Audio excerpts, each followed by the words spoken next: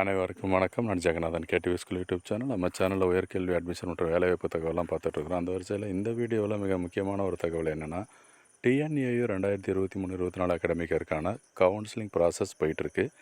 அதில் latest update என்ன, plus அடுத்து என்ன நடக்கும், என்ன வரும், என்ன எதிர்பார்க்கலாம் அப்படிங்கிற விளக்கத்தை இந்த வீடியோவில் பார்ப்போம்.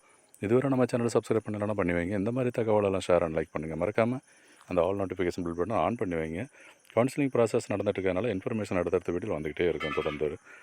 இதுக்கு இந்த லேட்டஸ்ட் இன்ஃபர்மேஷன் அப்படின்னு சொல்கிறத விட இன்றைக்கி கவுன்சிலிங், அதாவது ஆகஸ்ட் 14, 2023 அன்றைக்கி சர்டிஃபிகேட் வெரிஃபிகேஷன் 3 பேஸ் 3க்கு அகாடமிக் ஸ்ட்ரீமுக்கு நடந்துச்சு. ஓகேங்களா? அதனுடைய ரிசல்ட் என்ன, எப்போ வரும், ரிசல்ட்டுன்னா என்ன, கவுன்சிலிங் இப்போ முடிஞ்சிச்சு, சீட் அலாட்மெண்ட் வாங்கிட்டீங்க, அடுத்து நீங்கள் ஃபீஸ் கட்டியிருப்பீங்க. சில பேர் வந்து ஃபீஸ் கட்டியிருக்கலாம், அட்மிஷன் ஃபீஸு. சில பேருக்கு டைம் கேட்டிருப்பாங்க. யூஸ்வலாக டிஎன்ஏ பொறுத்த வரைக்கும் ஃபீஸு நீங்கள் கட்டியிருக்கணும். ஓகேங்களா? 20,000 அது வந்து நீங்கள் காலேஜில் கட்டுறப்போ அந்த அட்ஜஸ்ட்மெண்ட் அது வந்துடும் இருக்குது. இந்த ஃபீஸு இதுதான் வந்து CV3 அவுட்புட்டு. ஸோ இன்றைக்கி அந்த seat allotment, certificate verification, certificate verification, seat allotment, fees payment, இந்த ப்ராசஸ்லாம் முடிஞ்சிருக்கும். இன்றைக்கும் இந்த சர்டிஃபிகேட் வெரிஃபிகேஷன் பொழுது யாரெல்லாம் இன்னும் சில பேர் வந்து ஸ்லைடிங் கொடுத்துருப்பாங்க. ஸ்லைடிங் அதுக்கு பேர் 3. இப்போ ஸ்லைடிங் 2 வரைக்கும் ரிசல்ட்டு போட்டு அந்த பேஸ் 3க்கு வந்தாச்சு. அடுத்து வந்து ஸ்லைடிங் 3 வரும். ஸ்லைடிங் 3ன்றது இன்றைக்கி யாரெல்லாம் அந்த ஆப்ஷன் கொடுத்துருந்தீங்களோ அவங்களுக்கு இந்த ரிசல்ட்டு வரணும். அடுத்து வர வேண்டியது. அடுத்து என்ன நடக்கும் அப்படின்னா அதுதான் ஸ்லைடிங் 3 ரிசல்ட்ஸு. அப்புறம் இந்த சர்டிஃபிகேட் வெரிஃபிகேஷன் 4 வருமா அப்படின்னா இப்போதைக்கு அது கேள்விக்குறி.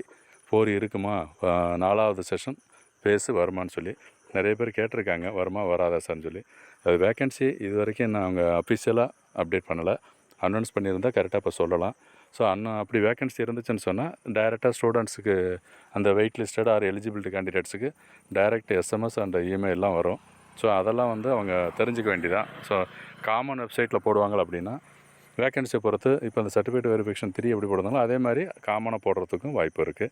ஸோ இப்போ அந்த 4th செஷன் இருக்குமா அண்ட் ஸ்லைடிங் 3 ரிசல்ட்ஸ் எப்போ அப்படிங்கிறது 2 விஷயம் அடுத்து நடக்கணும். இதை முடித்தா தான் அந்த காலேஜ் ஓப்பனிங் பற்றின இன்ஃபர்மேஷனும் அடுத்து தெரிய வரும்.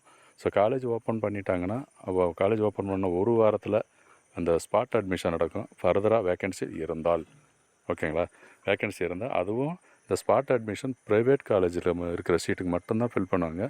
கவர்மெண்ட் காலேஜில் உள்ளதுக்கு கிடையாது. கவர்மெண்ட் காலேஜில் எல்லாமே ஃபில் ஆகிடும்.